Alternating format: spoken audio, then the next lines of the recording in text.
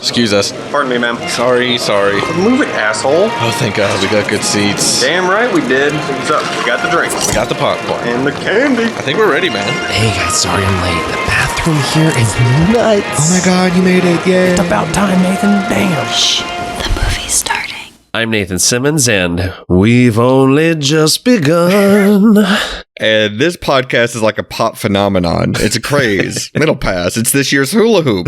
And this is the Silver Linings playlist. And we really are the most devious bastards in Podcast City. Why this movie for that? I love it, but why? Well, I was hoping our usual third person on this show would be here today to hear that. Third person? Mm-hmm, I was hoping. Oh, Mally. This the guy you said used to host this podcast with us? Mm-hmm. Why don't I remember him? I don't know. Maybe because he's never around. He might have been. You say he wrote him out of the story? Mm-hmm, I did. I personally got on my typewriter and I was clickety-clack, and I typed him right out of the story. Is that why you texted me at 1 o'clock in the morning? Don't you understand? I'm God now. Yeah. Well, I do that every night. You just happen to only get it occasionally when those texts come through for some reason. Okay, good. And this is, like I mentioned, this is the Silver Linings playlist. If this is your first time tuning in, welcome to the mouth of madness. Yeah. Truly, a show where we try to find silver linings in bleak or confusing endings that don't wrap up neatly. And I think we got our work cut out for us today. Because this has not only... I think this might have my favorite ending to any movie. Ooh. Truly. Okay. I love this movie so much that 2 seasons in a row I've proposed it as the finale, and then finally I was just like, you know what? Fuck it. I want to cover this movie. Sometimes you gotta do it yourself. You just say, I'll just sacrifice one of my solo picks instead of the group picks. That's right. You gotta do it sometimes. But yeah, if this is your first time tuning in, welcome. We specifically on this show talk about movies, like Nathan said, that don't have happily ever after endings. Yeah. And this movie, pretty apocalyptic at the end of it. And we like to find the silver lining for our characters before the credits start rolling. And yeah, this one's gonna be tough. Yeah. I gotta tell you. This is our first Carpenter since the season 5 finale, right? The Thing, I'm trying to think of other ones. We definitely haven't done Halloween. Right. And we never will. We'll never cover the first and best one. I'm trying to think.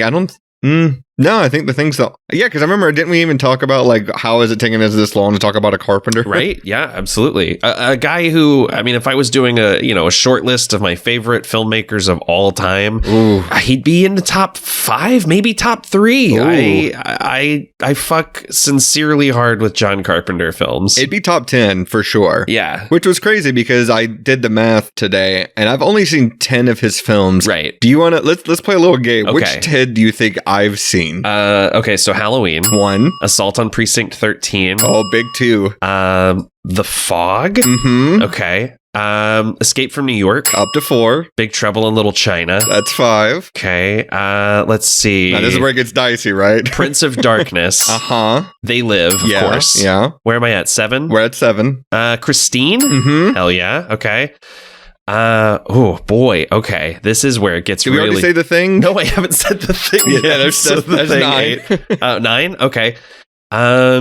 Nathan, come on. What am I missing? How about the other movie we're talking about today, In the Mouth of Oh my God. Okay, sure. Sure, if you want to be tricky about it.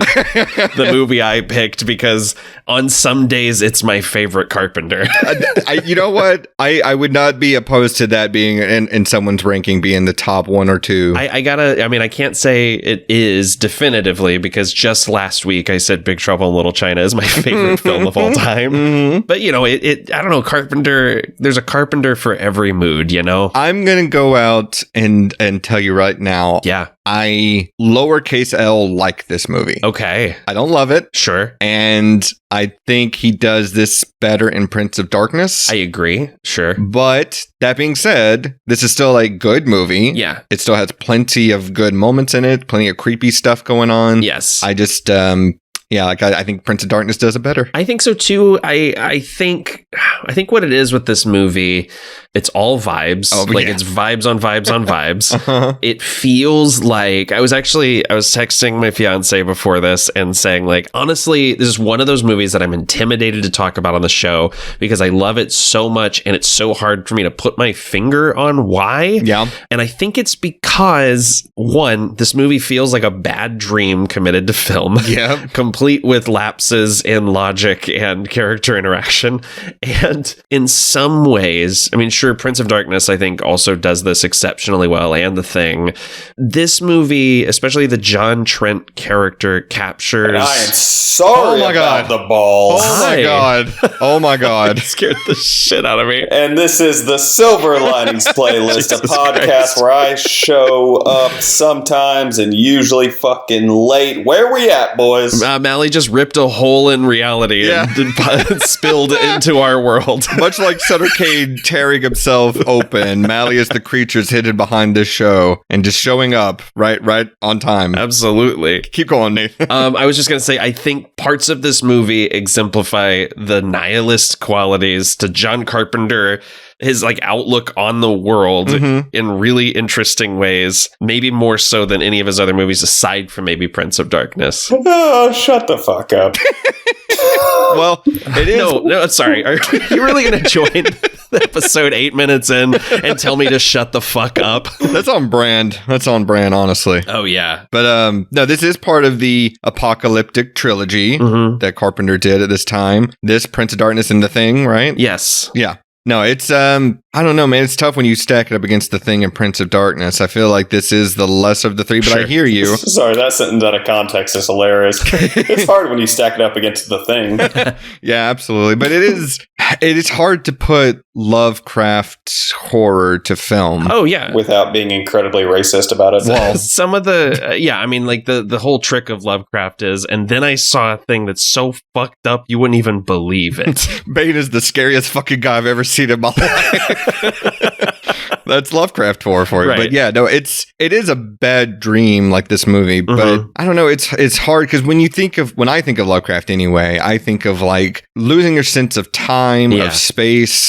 This movie tries to do that with like the recursiveness of like driving and ending up right back at the town. And, you know, it seems to be night perpetually, even when it's daytime somehow. Right. Like, it tries, but I don't know if it fully sticks the landing. And again, I think that's just because putting something like this to visuals on a visual medium, it's tricky. I think some of it is also the fact that, like, you know, this is around the time Carpenter is taking projects that he didn't write. Yeah. And this was written by a 22-year-old screenwriter who then became the head of New Line and was like, we're going to make my movie I've always wanted to make. Wait, what? And then quickly was escorted out of New Line too after some debauchery. Oh, yeah. So I don't know if we need to get into that, but Nah, we don't Mally, have to. what's your thoughts on In the Mouth of Madness? Man, I'm just happy to be here. I'm glad you were able to join us. Yeah. Sutter Kane was trying to keep you away, but then he wrote you in. So thank God for that. Yeah, hey. These are the insights that we're so glad to get.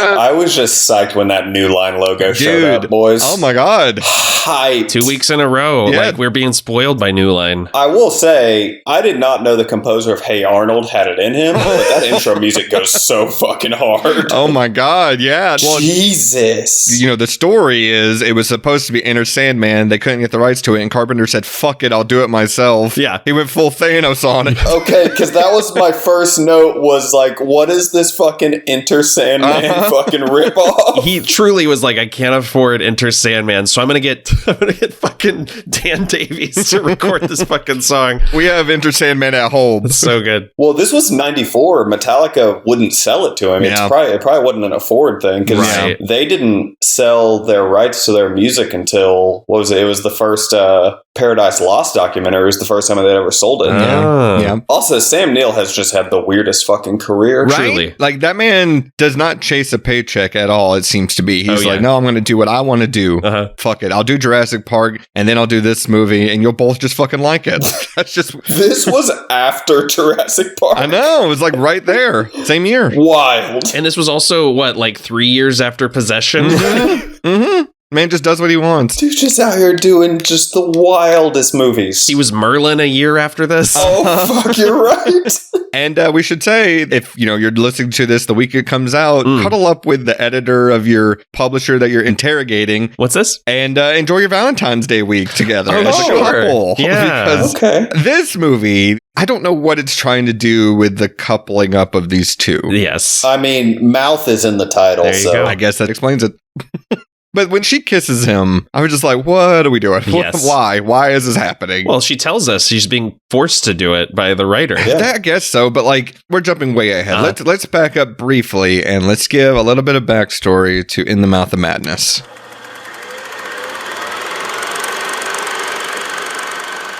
So I don't know if we mentioned this exactly, but the year is 1994. The director is, of course, the great John Carpenter. Mm-hmm. The movie stars Jurgen Prochnow, Sam Neill, Julie Carmen, and Charlton Heston. Wild. Maybe the only named actors in this movie, besides, of course, the great Peter Jason. Oh my God. Character actor, those stars. Mm-hmm.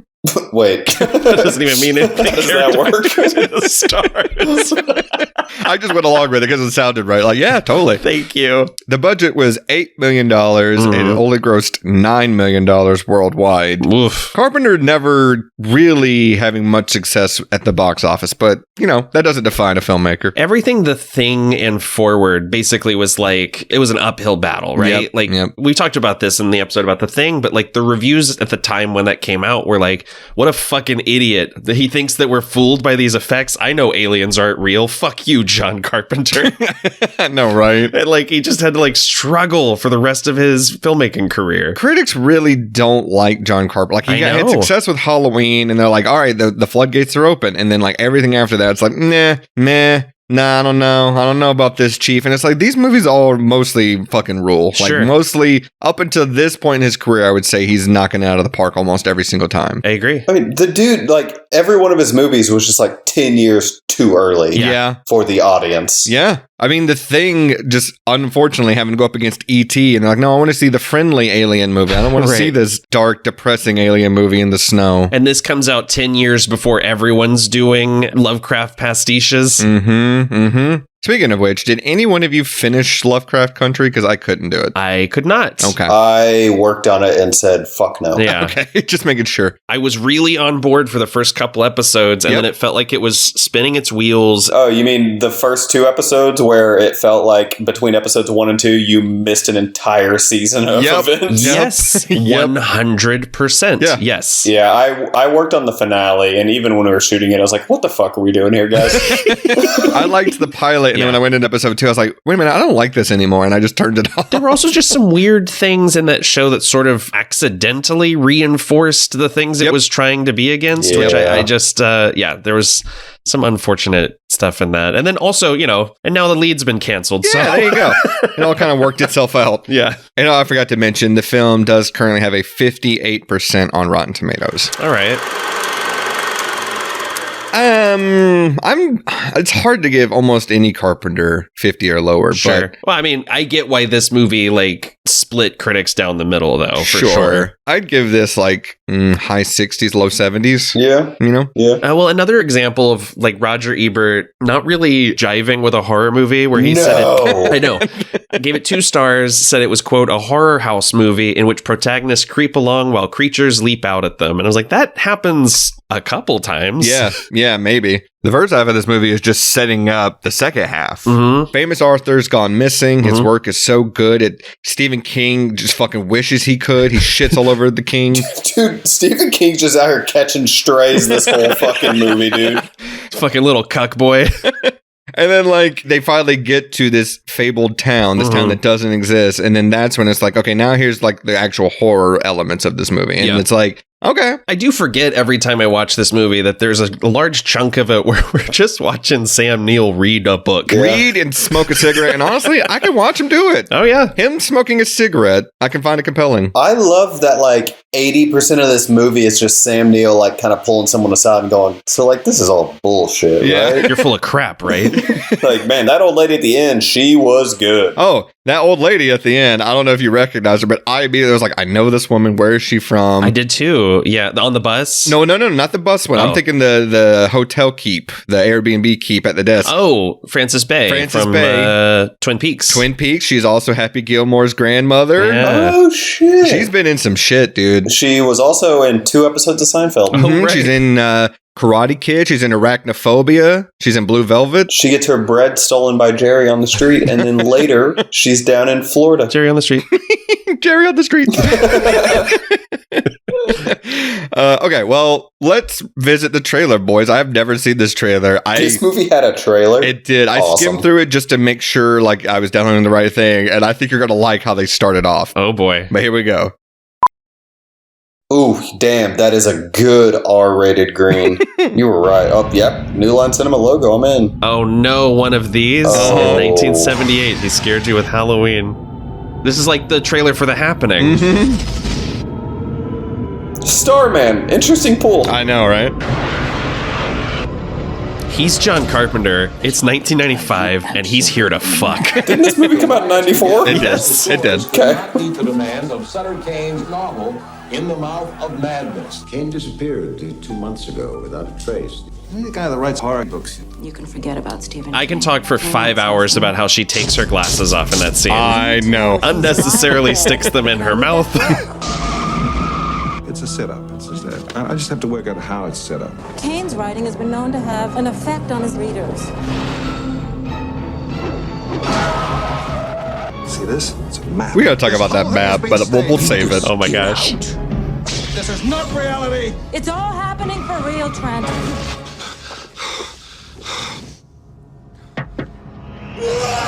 Oh my god. Hell yeah. Look, all this is doing is convincing me I made the right choice picking this.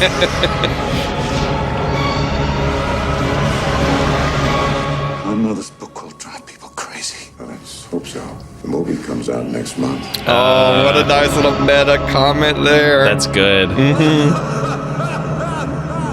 Lived any good books lately? God damn. Wow. And Charlton Heston as Jackson Hardglow. What a name, by the way. Hardglow. Great names in this movie. Yeah. Oh, I thought you were talking about Jurgen. Jurgen Prochnow. I do like that. Guys, that trailer fucking rules. Yeah. Okay. So in the middle of the madness, this shit kicks off, and this jaunty little tune kicks in, man. This K-Mart Enter Sandman. K-Mart Enter Sandman. I kind of dig it. That's good. Dun, dun, dun, dun, dun. Yeah, it goes up instead of down. Yeah. He re-recorded it a couple years ago for one of his anthology records. John Carpenter did. Oh, yeah? And now it sounds even more like Enter Sandman. It's kind of hilarious. I mean, you can't blame the man for trying. Like, no. I noticed this too because I watched a lot of Carpenter that I hadn't seen a couple years ago. I finally sat down and watched Prince of Darkness, this, Christine. And man, he loves starting his movies just with some business, like some movement, like machinery, printing press, manual labor. Like he likes just things happening, and like we're just stuck in there when it's going on. Because this reminded me so much of the opening of Christine. Oh yeah. I mean, I get it. I love it when stuff happens too. I like when stuff happens. Nally, in I'm right there with you. When a director puts things on screen, I love it. And my favorite type of humor is comedic humor. So there you go. It's a callback. But then I love, they get this screaming and raving Sam Neill into this mental ward, and they start playing music, and I do love the joke of that it's the Carpenters, and Sam Neill goes, not the Carpenters. Not the Carpenters again. I also love John Glover doing the absolute most. He's doing a performance, He's Professor Scratch and Sniff from fucking Animaniacs, minus the accent. I love it. No, it's an interesting way to start your movie. I think Sam Neill's first lines are, "I'm sorry about your balls," like when he kicks that guy. It's great. It was a lucky shot, I think is what he says. I guess we could set up, if you haven't seen the movie, what this story is. So this is classic Lovecraft, where we start kind of in the future, and then the whole rest of the movie is a flashback for the most part. So Sam Neill is playing this guy, John Trent, who is a freelance insurance investigator that just sniffs out bullshit, fraudulent claims for companies. And he's been hired by this publishing company to look for Sutter Kane, who is their most prominent author who has gone missing.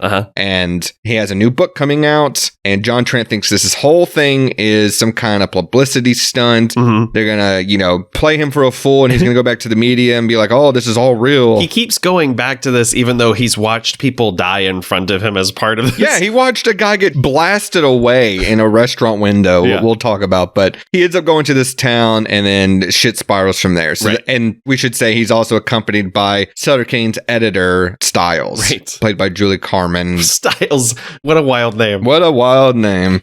But yeah, that's the basic bones of this movie. So we start in this mental ward, and I gotta say, I'm sure he's a nice guy, but when you Google David Warner, you don't get the actor as like the top result. You get a cricket player. Interesting. Or at least I did. And I'm like, that's not what I'm looking for. You're like, I know, you know what I'm looking for, David Warner, who the fuck I'm looking for. Give me David Warner. Don't play with me, Google. David Warner rules. Yep. I love him so much. Not enough in this movie, though. Not enough in this movie. Secret of the Ooze. Secret of the Ooze. He was the original Freddy Krueger, but he was allergic to the makeup. Oh my God, I never knew that. Yeah, there's wild makeup tests that you can find online of David Warner as Freddy Krueger, the voice of Ra's al Ghul on Batman the Animated Series. Mm-hmm. I saw him do an interview with Mick Garris for the Postmortem podcast at a convention, and he's so self-effacing and so funny. Yeah. He told this story about like coming up with folks like Patrick Stewart and Ian McKellen, and he's like, Patrick is like a classically trained actor.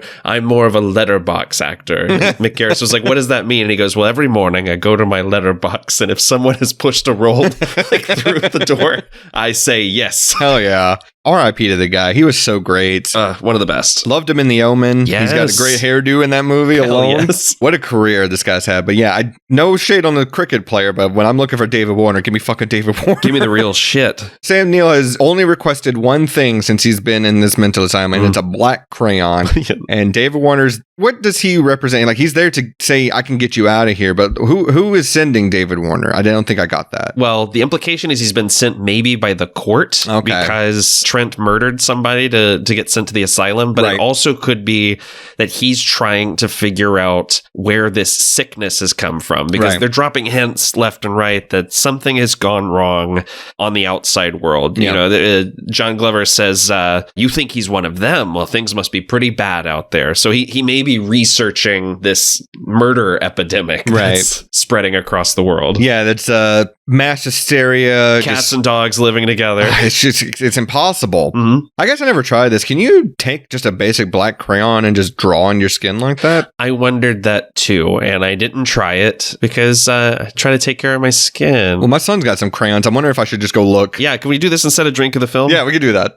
This is going to get real racist real fast. Accidental blackface tried to do this. Yeah, don't get that color. But no, he draws crosses all over his walls and all over his skin, and I'm like, man, that one in the middle of your forehead is looking real iron crossy. A little too much for my blood. I don't know if I like that. But I do like that the idea is that, if I look crazy enough, you're not going to let me out and I'll be safe in here. Yeah. And like, that's the interesting part about this performance, because when he goes in, he's acting like a screaming, raving lunatic, right? And like, he's getting thrown in the cell, he's kicking a guy in the balls. And then like when David Warner comes there, he's cool as a cucumber. He's like, look, I know if you guys have already determined that I'm crazy, like there's nothing I can really do to get out if I wanted to get out, but I don't. And he's like, well, let me tell you what happened to me. And then that's where the movie starts. With him interrogating the legendary character actor Peter Jason, of course. Playing Ron White. He does kind of like Ron White in this movie. But he catches this guy on a lie. He's like, you burned down your warehouse, but you actually had like, you say you had a bunch of shit in there, but I've seen your wife and your mistress walking around with all the shit you said you lost in the fire. So that's how you know right away this guy is a bullshit artist. He's able to detect, people trying to get one up on him. So, and he's great at talking to the ladies. Oh my God. Yeah. Like he's immediately hitting on Julie Carmen. Like it's it's so fucking fast. And I thought this is a great grounding for this, like a great basis for this character. Is someone who is, their whole job is to detect bullshit. Because if you're going through the experiences he's going through, of course you're going to think this is all bullshit. And like, this is the guy that's rational. He's knocking on the desk being like, this is reality. This is real. And it's a great way to start. You're right. It grounds us because there's nothing more frustrating than watching a movie where clearly supernatural things are happening and characters are just refusing to believe it. Yep. And I say that as someone who's watched 11 7 seasons of the X-Files. But like, it is so helpful to have this up top so that you can sort of hang with John as he keeps insisting that this is a publicity stunt. Well, I like Styles too, because when the movie starts, she is the calm and collected one as well. And then as soon as she starts driving and they get into Hobbs End, that's when she is like freaking the fuck out at everything she sees. She can barely stand up straight. She's like all loosey-goosey and like wobbling around. She freaks out seeing Bill Murray from Zombieland riding a bicycle past her twice. Because that's exactly what that kid looked like. Yes. But this score for this movie is not great, right? You shut the fuck up. Oh, come on. I like some of it. I like the sort of doomy guitar stuff. Like when this Axeman comes through the window, I like that. The stuff that doesn't work for me is the sort of like Yaz flute and drums that play like when Sam Neill's like walking around town and it's like yeah, it's kind of goofy, right? Yeah. Like when he's at the publisher's office, it's playing similar stuff, and then it turns into like it is exceedingly 90s though, very 90s, and it kind of turns into like a softcore porn later on when he's on the bus. Like I'm like, what the fuck is this music? Now I like a soft corn porn. I do like a soft core porn. All day I dream about sex. All buttery. All day I dream about stalks, cord stalks. Y'all remember when they actually advertised books? Yeah. What a fucking time that was, man. I used to work in a bookstore. I went to a bookstore like 2 weeks ago, and I'm like, I don't recognize any of these books. I don't know any of these Can't authors. read any of this shit. This shit is fucking useless to me. And then I burned it down because I hated that it was an affront to my knowledge. I'll go watch the movies instead. Right. As this movie tells us. This movie is also, it's incredible that like at all times, this movie does like the Stan Lee with headphones in gag like 100 times, but as like a joke or like not as a joke. Like the fact that they don't hear this dude coming across the street with an axe and people are screaming and running out. I like it.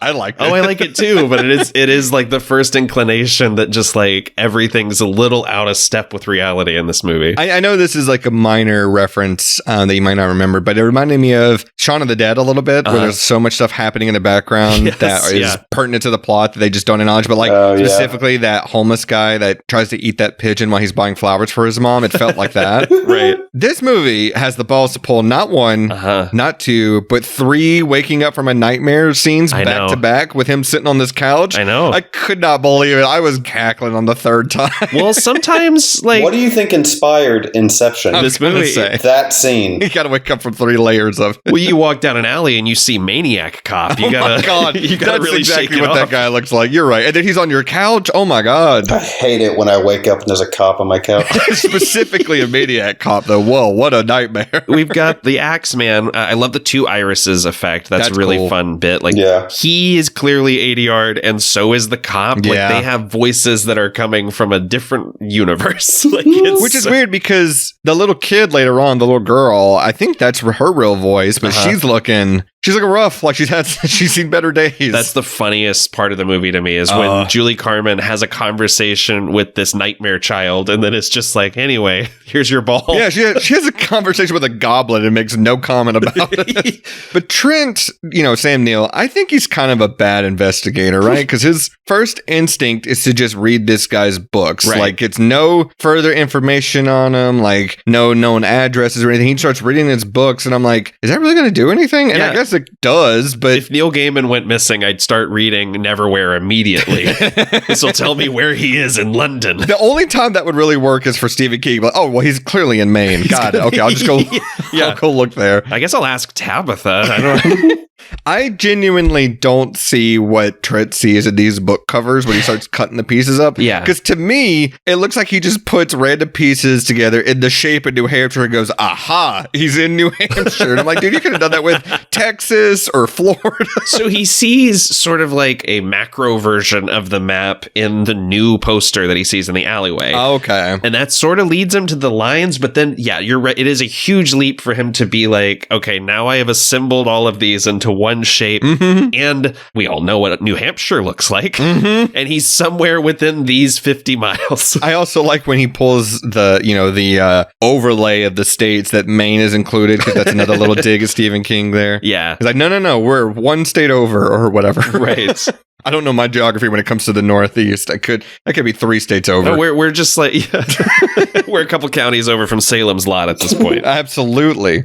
And so, Charlton Heston is Sutter Kane, like the head of the publishing company that Sutter Kane writes for. Were there some points where you felt like Sam Neill was trying to do an American accent? Oh, boy. Or is that just kind of how he talks? Because he's like... I'm going to be 100% honest with you. I thought he was doing an American accent the entire movie. So the fact that you're like, he's trying to do one, I'm like, ooh, I missed the point. No, that's just his voice. Okay. Gotcha. Yeah, because he was what? He's Irish and then was raised in New Zealand, I think, and then spent a lot of time in America. But like he says like anything. There you go. It always sounds like he's trying to do an accent. Yeah. But he just sounds like that. That's so funny. Man, that's 2 movies back to back now where one of our lead characters are like, I don't know where he was born, where he was raised. He's got this weird accent. Christopher Lambert, I don't know if he's French or Swedish or whatever. Would this movie be better if Christopher Lambert played Sutter Kane? Absolutely. But as Raiden. Yes. He said when the church swings open, he goes, For years, I thought I was making all this up.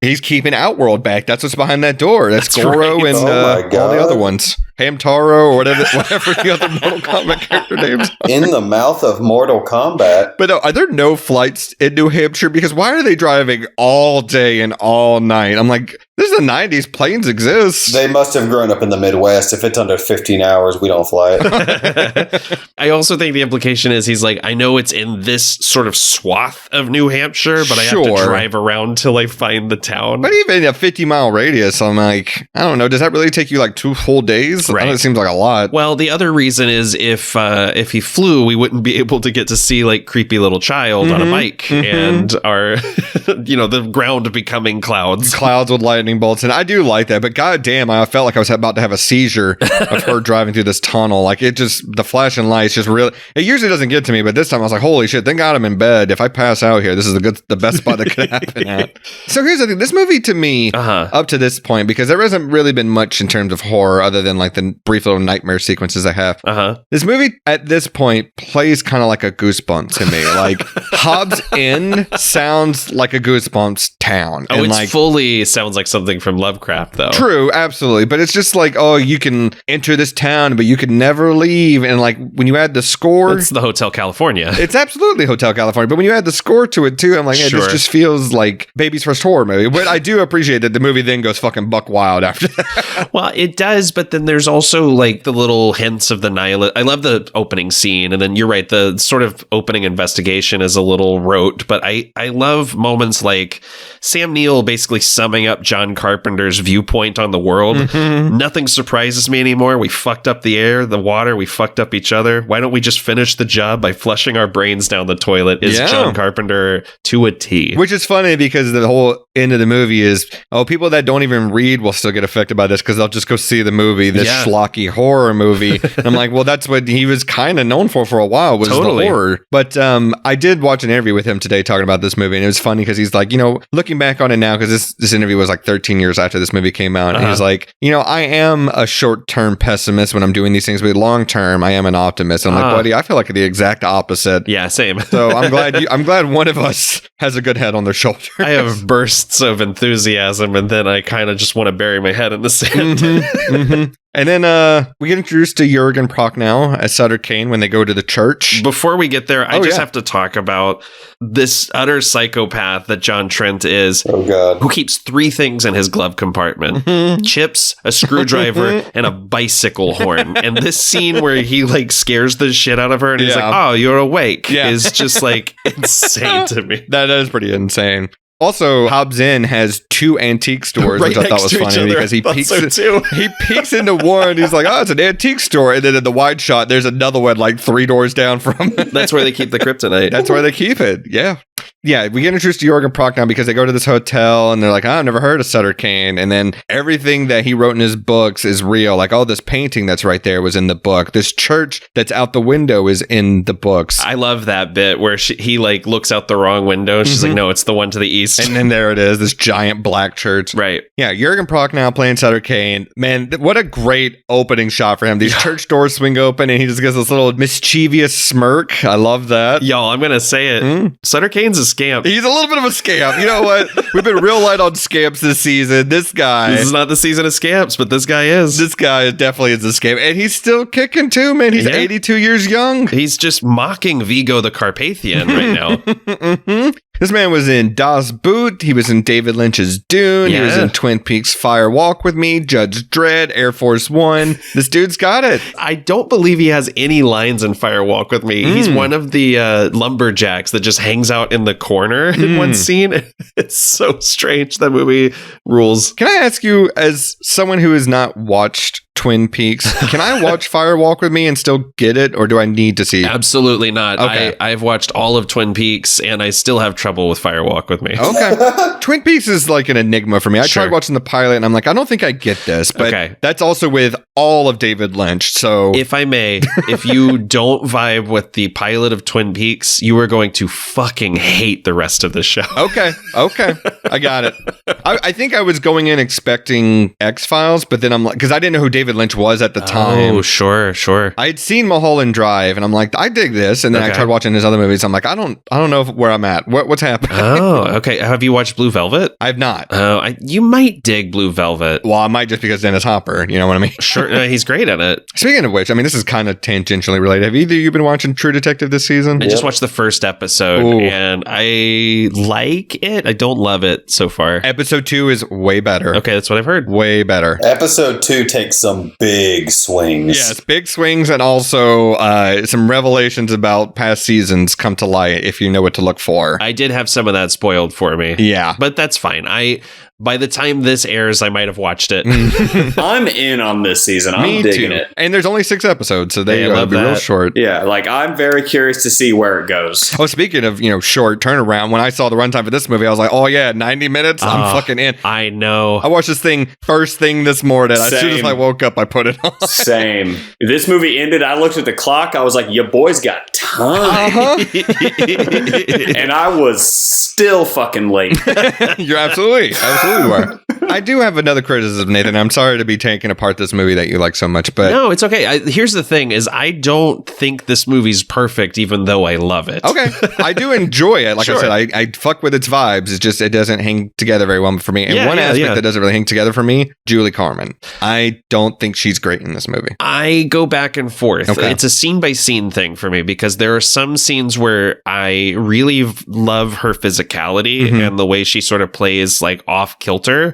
And I think once she's sort of like in the throes of being possessed or being written, she gives these really interesting like vacant stares. I think she has a really interesting like vibe to her, but Yeah. I don't know. Yeah, the middle of the movie where most of her job is just wigging out. Yeah. It doesn't totally work for me. I love the no nonsense scenes at the top. Yes. And I love the stuff towards the end of the movie. The part that stuck out to me is when she goes to the church, Mm-hmm. Kane shows her his new script, and there's the montages, which are great. Yeah. The horror montages are really good. I love the, coming up soon in the mouth of madness, essentially. But she comes back to the hotel, and I think she is given great material to work with, but I don't think she embodies it well. When she comes in, she starts throwing herself at him, going, I'm losing me. I'm losing. And like, I don't know. Yeah, she's doing like a weird, almost like a drunk voice in this scene. Yeah. It's playing like she's asleep and she's kind of sleepwalking, but Right. I'm like, I don't know. I wanted more from that moment, and I didn't get it. I totally agree. I have a critique of this film as well. Okay. Sure. And that is the little kid on the bike with the playing card in his spokes. All the fucking cool kids know a flattened Coke can makes your bike sound 10 times cooler. Absolutely. Is that true? I've never seen that before. Really? Oh, hell yeah, dude. Makes it sound like a fucking Harley, bro. Aluminum on aluminum, of course. I thought you were going to complain about one of the boys on the bicycle destroying the Jedi Order Dude. and betraying his master. I lost my fucking mind when I found out who that kid was. Hayden Christensen, yeah. I think that's probably his first role, isn't I it? think you're right. I had no clue until I was looking at the cast for this movie, and my brain almost leaked out of my ear. I was like, what are you talking about? So for those who don't know, the kid that Sam Neill sees when he gets back from the town, and he's like in the middle of that crossway that comes up on the bicycle. That's young Hayden Christensen. Yeah. And boy, that was a surprise for me. So what a revelation. My other critique is when the dude tries to shoot the dog. Oh, yeah. And it's the most half-assed shotgun shot of all fucking time. That guy arrives to the church, like it's broad daylight. He runs up the steps. He goes, Kane! And he just shoots the gun in the air. I was like, okay, bit part. Got it locked in right here. That dude's in like 8 fucking scenes. That ain't a bit part. I don't care. I want that bit part. I want that part. I want that part. Give me that part. It's a whole ass roll. I want that whole roll. When she goes to the church to confront Kane, I love that effect of the door buckling and like something on the other side. I also love that he's got a malignant. He does have a malignant. I wrote that down. And she gropes Gabriel. She sure does. She strokes his malignant. She is in. Yeah. She's fucking in. Ooh, Sutter Kane v. Malignant. There we go. Now that's a movie. Oh, you can get real meta with that. I like that. Dawn of Madness. In the mouth of Malignant. Can we talk about the funniest line in this movie? Oh, yeah, please. After she does her I'm losing me moment and he runs downstairs, starts ringing the bell, and the lady's not coming to the desk, and he just goes, come on, you old bitch. I love that. The casual, you old bitch. The 90s were a different time. It was. See, my favorite little throwaway line, and I thought you were going to bring this up, Al, when you said you were talking about the little kid, but when he comes back to the town and Styles is standing there surrounded by the people chanting with the axes and circling her and everything, there's a little kid that comes up with an axe and just goes, fuck you, and just keeps running. I know, fuck you. Got a good laugh out of me. I was like, okay, second bit part. I know where I'm at right there. We haven't even talked about the old man chained to the lady's okay, so behind the desk. I know we're talking about a lot about bit parts, but I wrote this out. I was like, that's definitely Nathan's pig. It's gotta be. How dare you? Naked on the floor, handcuffed to Francis Bay's ankle. I think that's a pretty good bit part. My wife was sitting on the couch with me while I was watching this, and I didn't realize she was paying attention to it until that part. Amazing. And she was like, what? Who the fuck was that guy? And I was like, what? They're into some real cool shit. That's all I gotta say. When you gotta spice up your Francis Bay's sex life, you throw in some Old Bay seasoning. Ironically, I was eating peanuts seasoned with Old Bay while watching this. Hey, you're my Old Bay. Aww. She is Bay. Yeah, absolutely. That's ageist. Eh. What was that reaction? Defeated.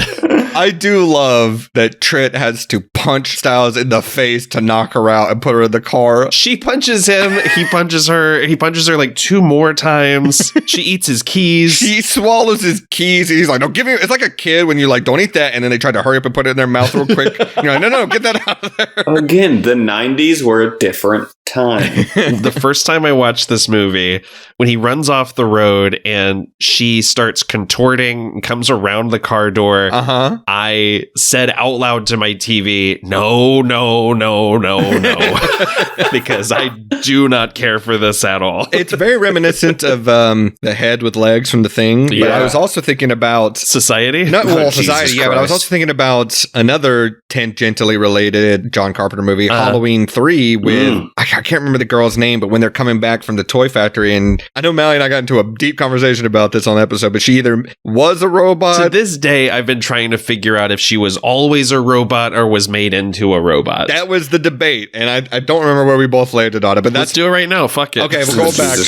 This episode's shorter than Mortal Kombat. We can do it. She definitely became a robot. They took all her shit out, put robot parts in. Now she robot. They took all her shit out.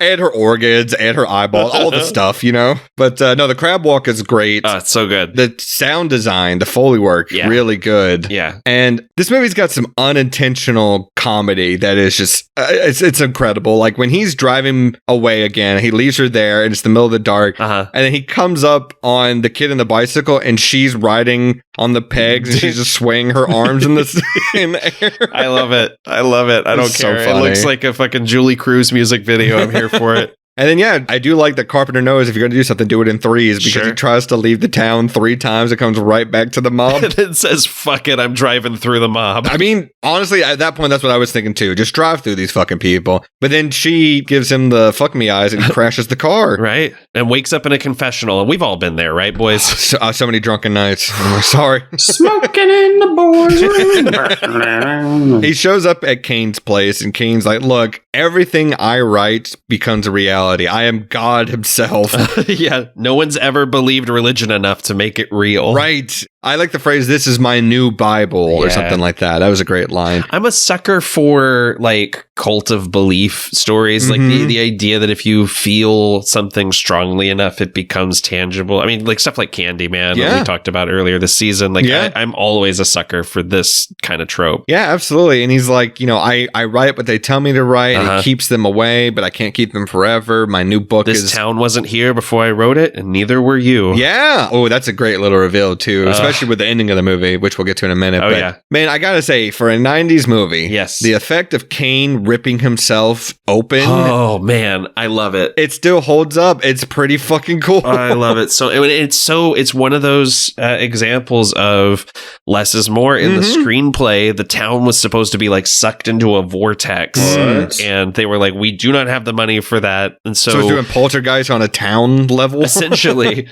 So Carpenter and DeLuca came up with this idea to have him like rip himself open like that, and it's so good. It's one of those things that like it just looks so wrong that it works perfectly. It's also interesting that this movie comes out, I believe, the same year as New Nightmare. Yeah, where a big part of that movie is what Wes Craven writes becomes a reality. Yeah, but he has to write what they tell him to write. You know what I mean? Like, it's crazy that like our 2 biggest horror directors of all time had the same idea around the same time, or at least directed films about the same idea around the same time. Do you want to know what's fucked? Is Michael DeLuca also wrote Freddy's Dead, The Final Nightmare, yes, if I'm not mistaken. Yes, he did, because he had been working on the Freddy TV show before that, yeah. Awful movie. Not great.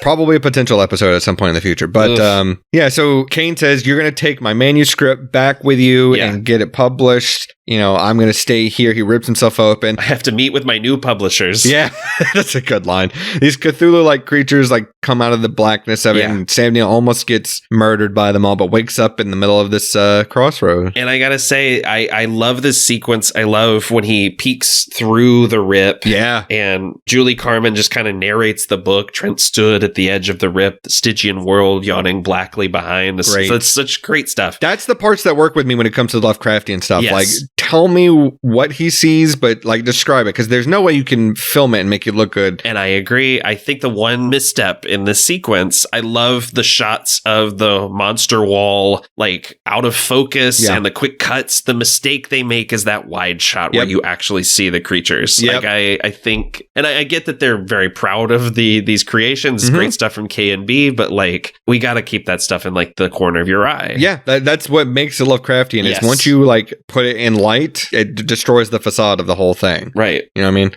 But no, I like him running down this long hallway and these creatures following behind him, all the tentacles and black eyes and everything. Like, it's very good. And he goes to this, he gets on this bus. This old woman's pretty great. His bus passenger sitting in the seat next to him is like, people think it's bad today. I remember New York during the Depression. It's really good. And Sutter Kane reappears as this old woman. Yes. Old ass woman. This is such a simple scare. Yeah. But it's so fucking good. Yeah. But he gets to this motel. Yeah. And this front desk guy brings him this package, says, oh, this is delivered to you. And it's Kane's manuscript. Yeah. Man, I love that. He goes and he attacks this guy. He's like, who delivered this to me? He goes, I don't know. I wasn't here. And then this guy, I guess the owner of the motel steps out. This guy with a mustache is like, I was, and I didn't see shit. Pops out of fucking nowhere. Yeah, he does come out of fucking nowhere. I didn't rig shit. I didn't do anything. I also love that he's watching the movie Robot Monster on the TV in the hotel, which is a movie in which at the end of it, it's revealed that like the main character was dreaming everything and there was no monster, which further is like he's being gaslit by the universe. I also like too, because he leaves this motel and presumably he goes to like, a record hall or something to get information about Hobbs End. But the scene starts with what's commonly referred to as an L edit, where you hear this woman go, are you deaf and dumb, sir? And it just cuts to this woman just staring at him. I'm like, God damn, lady. Yeah, it's good. And he finds out this town's never been there. I love my favorite color is blue. Yeah. Like when he's on his way to the records, like that sequence is so good. And just cuts to the blue bus and he just screams. It's pretty good. Yeah. Like just he can prove to you I'm literally God. Like, what are you gonna do? Yeah. How are you gonna stop me? Yeah. Well, and then that's also because like all of their eyes are blue. Yeah. Like a bunch of people's eyes are blue earlier in the movie and shit too. Like the Axeman and shit. Yeah. Oh, who we found out was Kane's agent, by the way. I thought that was a nice reveal. Yeah.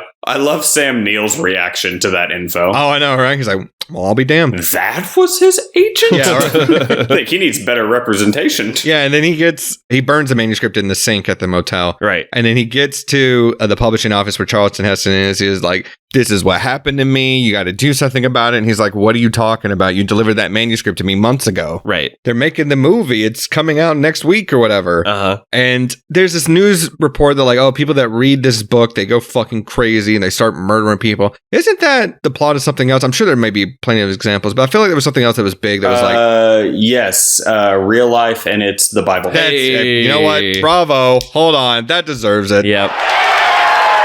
Coming for the Catholic Church. I felt like this movie is one that like is fully up Mally's alley because it has like that kind of satanic panic vibe too. A little bit. Just like, look, this book is going to make people go insane. This is awful and evil. And in Mally's alley, there is a cop beating a guy with a baton as well. That's right in that alley. Yeah. God damn it. But no, there is another movie or TV show or something where like people read this book and then they go fucking crazy. And I can't remember what it is now. The Happening. The Secret? No. I might be thinking about Secret Window though a little bit. If you stole my story. You stole my story. The Secret Garden. Secret of the Ooze? That's the softcore porn right there. Jimmy cracking it over those end credits of that movie. Jesus Christ. And then I do love the line too about what about the people who don't read? Well, there's a movie. Fucking slam. Fucking slam. That's where, we end up back at the asylum from the beginning of the movie, and he's telling David Warner what all happened to him. He's like, look, everyone that reads this book is going to go fucking crazy. And he's like, well, if they don't read the book, then the movie's coming out too. So that'll get them that way. But Nathan, this is the end of In the Mouth of Madness. You want to tell us what happens here at the end? Sure. David Warner seems to almost believe John, but doesn't want to. John tells him, like, every species can smell its own extinction. Great line. Yeah. In 10 years, maybe less, the human race will just be a bedtime story for their children. And things get really shitty outside of John's room. We see sort of shadows on the wall of people being torn apart, and then sudden silence. He lets himself out of the psychiatric facility as a emergency broadcast on the radio tells us that society is breaking down. People are going insane. Everyone's murdering each other. All of the major cities have gone off the grid. So he woke up in May 2020. I was just about to say, I don't want to get too down this pathway, but as someone who lived through 2016 and 2020 and January 6, 2021, and the fact that this is an election year, I'm like, this feels daunting. I don't know. I watched this for the first time during lockdown. And so I was just like, oh, you fucked up. I sincerely fucked up. Oh, Nathan, you fucked up. I think that's another reason why I love this movie so much, because the first time I finished watching it, I just sat there staring into the middle distance for a while. Yeah, that'll do it to you. And part of me was like, you know what? Fuck it. Let it happen. Yeah. Jesus. You know what? Whatever. That's how I feel. Like short-term optimist, long-term pessimist. Just fuck it. 1000%. Whatever. Anyway, I'm getting married next year. Me this year. So there you go. There's good things in the world. Anyway, John finds his way downtown to a movie theater that is playing In the Mouth of Madness. With John Trent. Starring John Trent, directed by John Carpenter. Outside the marquee, there is an incredible poster that is better than the poster used for this actual film. I know, man. But guys, it was right there. I know. He goes into the theater, sits down, has a bowl of popcorn, and watches the movie of everything that has happened to him, and begins cackling until he starts crying. Smash to credits. Boy, it's a very Resident Evil ending here. Like and even the beginning of 28 Days Later, like I love a good person waking up amidst an apocalyptic event and the streets are just empty. Yeah. Like that's a great basis for any movie almost. Again, $8 million. The production quality of this movie is fucking crazy good. It's through the roof. Yeah. It's out of this world. But I do love the idea that there's not only a projectionist still working at this theater, but also a box office boy, someone working the concession stands. Yeah. But if you're going to have the theater to yourself, don't sit front row, man. Get like a third to 2/3 back, right where the speakers hit. You know, get right in the middle there. That's the best seat in the house. I also love that the movie has been edited like a fan cam of John Trent. It's just all him screaming back to back. Yeah, and saying, this isn't real, this isn't real. And he's like, yeah, I guess I was fucking stupid, huh? Yeah. I know. I think Sam Neill, very underappreciated actor, because 100%. The maniacal laughter here mixed with the clearly frightened realization, it's such a bleak fucking bookend of this movie, dude. Like, it is. Oh, his laugh turns into him choking out the words, "Oh God." Yeah. Like, it's so, it's the best. I'm getting chills right now. It's so good. Calm down. I'm going to come right now. It's a great ending, but man, it's dark, and it may be one of Carpenter's darkest endings, honestly. Like, darker than The Thing to me, darker than Prince of Darkness. Yeah. Ugh. It's a lot. And that movie's got the word darkness in the title, and it's darker than that. Yeah, in the mouth of darkness. Don't laugh at that. It's not worth it. I don't like that. Is there any final thoughts about this movie before we get into our wrap-up segments? We may be shorter than the runtime of the movie for once, honestly. No, I think we keep this train rolling. All right, well, let's jump over to Prop Cop. For new listeners of the show, Prop Cop is where we're going to look at all of the props or tangible items, all the things put in reality of In the Mouth of Madness, and we're each going to take one, hypothetically, of course, for ourselves. Nathan, it's your pick. Yeah. Why don't you tell me what prop you want from this movie? When they're in Harglow's office, there is a poster for one of Sutter Kane's books on the back wall. Is it The Feeding? No, it's called Haunter Out of Time. Ooh, yeah. And it's a guy sitting behind a typewriter, and there is a sort of formless, shapeless monster behind him. Oh, I just think it's so metal. I liked the poster for The Feeding. It looked like they had Cthulhu on it. I thought that was pretty fucking cool. The Feeding sounds like a Garth Marenghi novel, though. I wanted the hotel painting after it changes, but I only want the last one where it's got like those creatures on it. Oh, yeah. Like the tentacle monsters. I thought that was pretty cool. Uh-huh. Mally, what prop do you want? Well, I mean, everyone should own an axe, so I'll have that. I'm a sucker for a silver axe, man. I can't do it. I guess The Shining really put it in my head. I'm like, those look so good on camera. When I was home in Indiana for Christmas, a friend of mine bought me a set of throwing knives. Mm-hmm. So we went out into his garage to throw them at the wall, and then eventually we just started grabbing other shit like a machete, and then we started throwing an axe. That sounds like the Midwest to me. Hell yeah. And then he had a table saw, so we took the blades out of that and started throwing those into the wall like frisbees. Jesus fucking Christ. It was great. Well, we've already talked about it, but why don't we talk about bit part, which is where we're going to recast some of the smaller roles, some of the bit players of this movie as ourselves. Mally, who do you want to be? So in the scene where the agent is walking across the street holding an axe, there's a dude in the back walking his bike that is just rocking the shortest of shorts. Ooh, I missed that. And I usually got my radar on for that, but I missed it. I know. I figured DC would try to take that one, so I'm going to go ahead and cop it while I can. All right. Nice. All right. I've already said mine. I just want to be the guy that runs up to the church going, Kane! And blasting his gun. And then he blows his brains out later with a shotgun. Again, that is a whole ass role. Can you name who that guy is? No. It's Vigo the Carpathian. God damn it. I mean, I can't name any characters in this fucking movie, so... Nathan, who do you want to be? At the beginning of the movie, when John yells, "I'm not insane, I'm not insane," camera pans over and there's a dude in the cell next to him and goes, "Me neither." Yeah, he goes, "If he's not, neither am I." So I want to be that guy. Fantastic. Nice. Guys, this may be truly one of the bleakest endings of a movie we've ever covered. So Godspeed to you, but let's talk about the silver lining to In the Mouth of Madness. Any volunteers to go first? I got one. Okay. Sutter Kane doesn't have to meet deadlines anymore.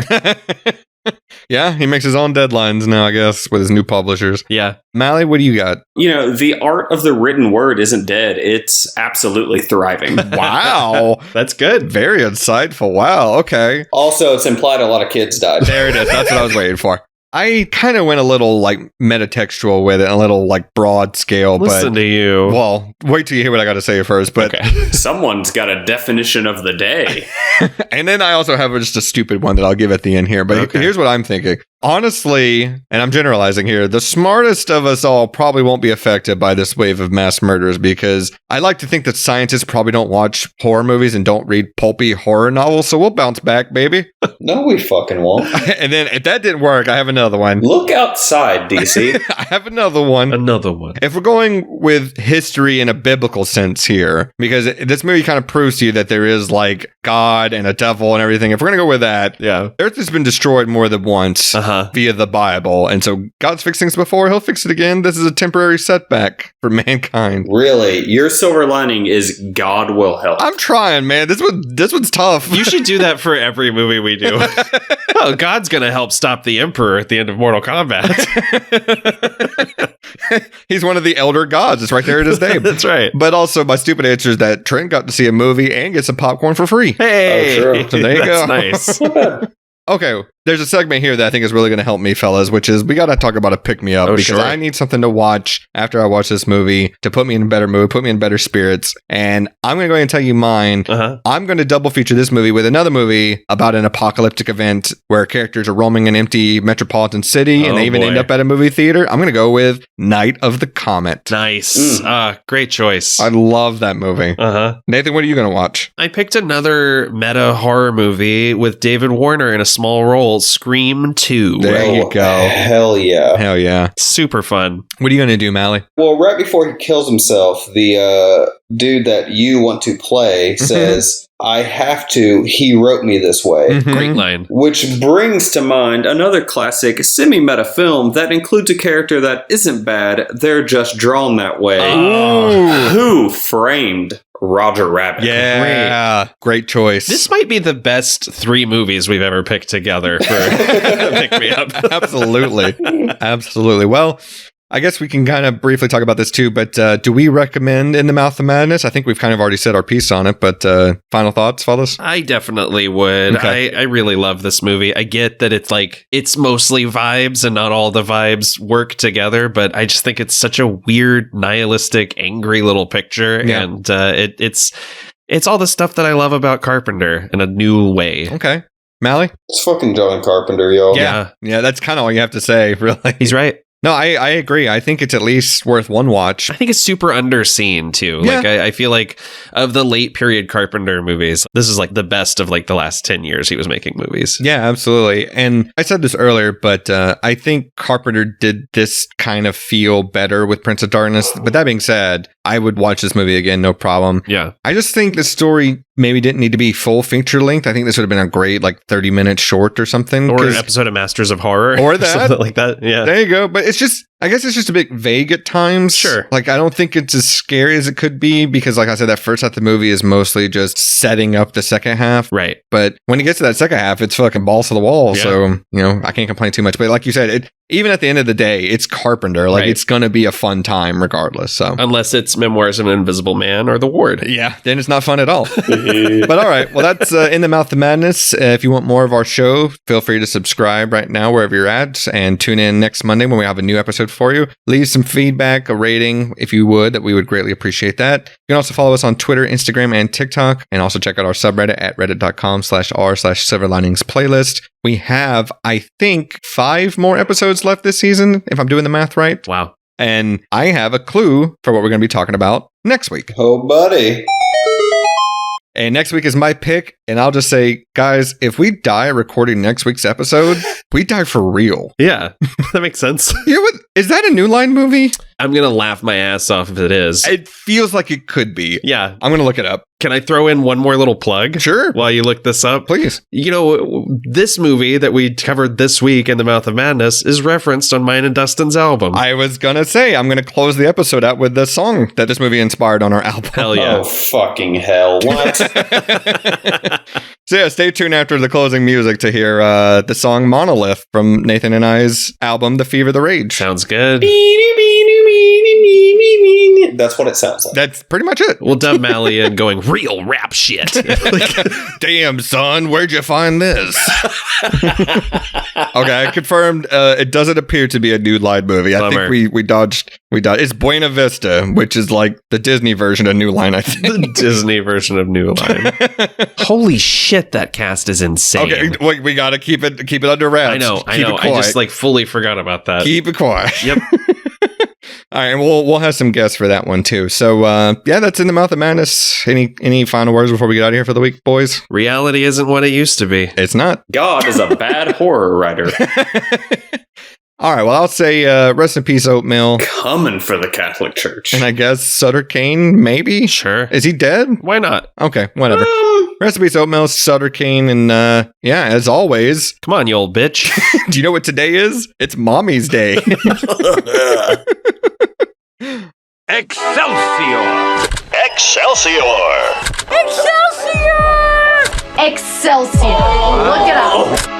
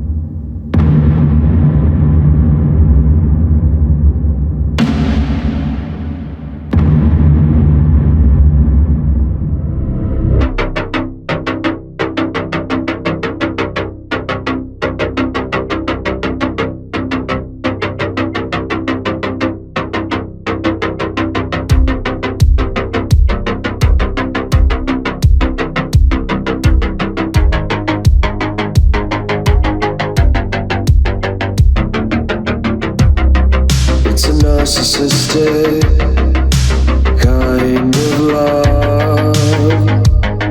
When you find yourself in another soul, it's a monolithic wake-up call.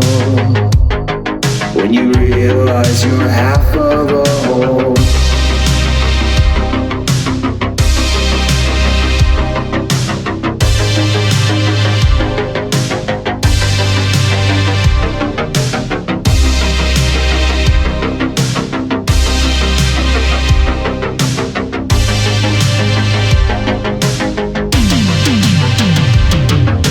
Why lie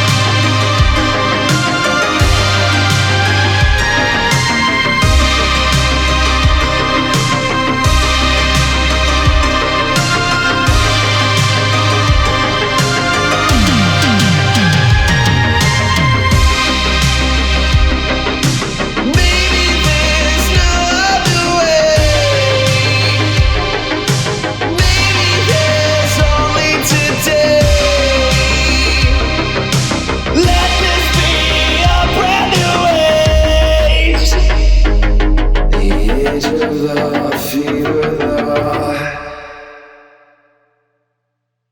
Damn, son, where'd you find this? And that wraps up another fantastic episode of the Silver Linings playlist. If you would be so kind, we ask that you leave us some feedback on how we did, plus a like and subscribe. We'll be back next week with another great episode. See ya!